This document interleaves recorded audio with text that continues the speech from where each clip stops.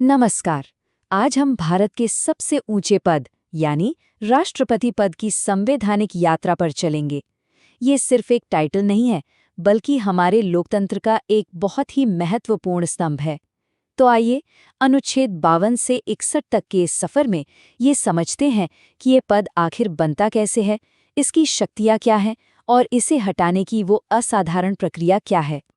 इस यात्रा में हम देखेंगे कि इस पद की नींव कैसे रखी गई, फिर राष्ट्रपति बनने का सफर कैसा होता है, उनका कार्यकाल और शपथ, और आखिर में महाभियोग की वो क्या प्रक्रिया है। तो सबसे बड़ा सवाल यही उठता है, क्या देश का ये सबसे ऊंचा पद सच में शक्तिशाली है या बस एक प्रतीक? ये एक ऐसी संवैधानिक पहेली है जिसे हमारे संविधान निर्माताओं ने बहुत ही सोच समझकर बनाया था।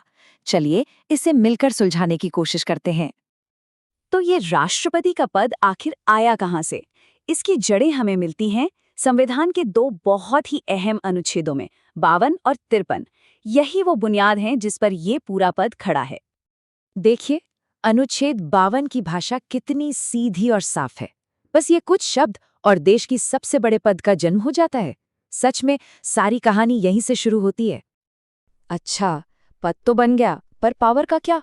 अनुच्छेद 53 कहता है कि संघ की सारी कार्यकारी शक्ति, मतलब कामकाज की सारी पावर, राष्ट्रपति में होगी। लेकिन यहीं एक बहुत बड़ा ट्विस्ट है। राष्ट्रपति इन शक्तियों का इस्तेमाल अपनी मर्जी से नहीं, बल्कि प्रधानमंत्री और उनकी कैबिनेट की सलाह पर ही करते हैं। मतलब कह सकते हैं कि पावर का सोर्स तो राष्ट्रपति हैं, पर उसका रिमोट कंट्रोल चुनी हुई सरकार के हाथ में है। पद और शक्ति की बात तो हो गई। अब सवाल ये है कि इस कुर्सी तक कोई पहुंचता कैसे है। ये प्रक्रिया किसी आम चुनाव जैसी बिल्कुल नहीं है। इसे जानबूझकर काफी खास और थोड़ा जटिल बनाया गया है। हम और आप यानी देश की आम जनता राष्ट्रपति के लिए सीधे वोट नहीं डालती। और ऐसा क्यों? ऐसा इसलिए किया गया ताकि राष्ट्रपति किसी एक पार्टी का नहीं, बल्कि पूरे देश का प्रतिनिधि महसूस हो। तो फिर चुनाव करता कौन है? राष्ट्रपति का चुनाव एक खास निर्वाचक मंडल या इलेक्टोरल कॉलेज करता है। इसमें संसद और राज्यों की विधानसभाओं के सिर्फ चुने हुए सदस्य ही शामिल होते हैं। ध्यान रहे, मनोनीत सदस्य नहीं। ये सिस्टम हमारे देश के संघीय ढांचे को दिखाता है। चुनाव का तरीका भी बड़ा अनोखा है, एकल संक्रमणीय मत प्रणाली। अब ये सुनने में थोड़ा मुश्किल लग सकता है, लेकिन इसका मकसद बहुत सरल है। ये सुनिश्चित करना कि जो भी जीते उसे बड़े पैमाने पर समर्थन मिला हो, न कि सिर्फ साधारण बहुमत। इसमें वोटर अपनी पसंद के हिसाब से उम्मीदवारों को रैंक करते हैं। तो कौन बन सकता है राष्ट्रपति? अनुच्छेद 58 3 बिल्कुल साफ शर्तें रखता है। भारत का नागरिक होना जरूरी है, उम्र कम से कम 35 साल होनी चाहिए, जो एक तरह से परिपक्वता की निशानी है, और उस व्यक्ति में लोकसभा का सदस्य चुने जाने की योग्यता होनी चाहिए।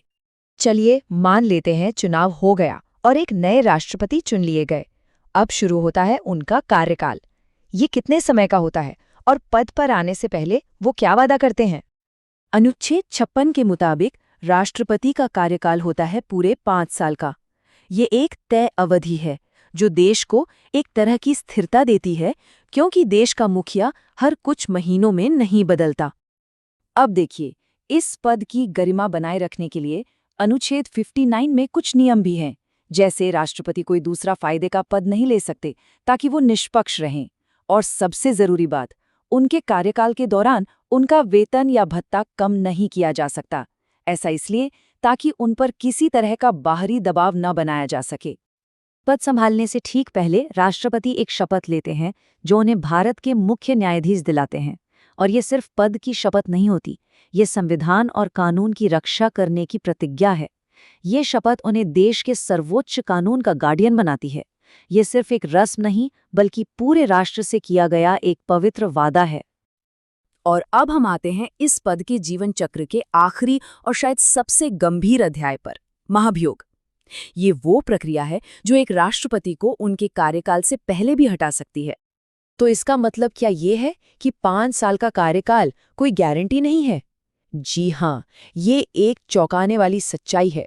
राष्ट्रपति को समय से पहले भी उनके पद से हटाया जा सकता है, लेकिन इसका सिर्फ और सिर्फ एक ही संवैधानिक रास्ता है। इस प्रक्रिया को कहते हैं महाभियोग, जिसका जिक्र अनुच्छेद 61 में है। और इसे शुरू करने का आधार केवल एक ही हो सकता है, संविधान का उल्लंघन। ये प्रक्रिया संसद में चलती है, लेकिन इसका अंदाज एक तरह से अदालत जैसा होता है। पर सुनिए, इस प्रक्रिया को जानबूझकर बहुत ज्यादा मुश्किल बनाया गया है। इसके लिए संसद के दोनों सदनों में 2/3 जैसा भारी भरकम बहुमत चाहिए होता है। ऐसा इसलिए ताकि कोई भी सरकार सिर्फ राजनीतिक वजहों से राष्ट्रपति को आसानी से न हटा सके। और ये आंकड़ा, ये अपने आप में एक पूरी कहानी कहता है। आज तक भारत के इतिहास में किसी भी राष्ट्रपति पर महाभियोग चलाकर उन्हें हटाया नहीं जा सका है। 0। ये दिखाता है कि ये शक्ति कितनी असाधारण है और इसका इस्तेमाल लगभग नामुमकिन के बराबर है। तो हमने अनुच्छेद 52 से 61 तक राष्ट्रपति पद की कहानी देखी। पद के जन्म से लेकर चुनाव, कार्यकाल और महाभियोग की उस असाधारण प्रक्रिया तक। तो ये सब जानने के बाद एक सवाल तो मन में जरूर आता है, क्या राष्ट्रपति की शक्तियां सिर्फ नाम की हैं, मतलब सिंबॉलिक है, या फिर उनके अंदर कोई असली अधिकार भी छिपा है? इसका जवाब शायद संविधान की अलग-अलग व्याख्याओं और हमारे राजनीतिक परंपराओं में छिपा है। इस पर जरूर सोचिएगा।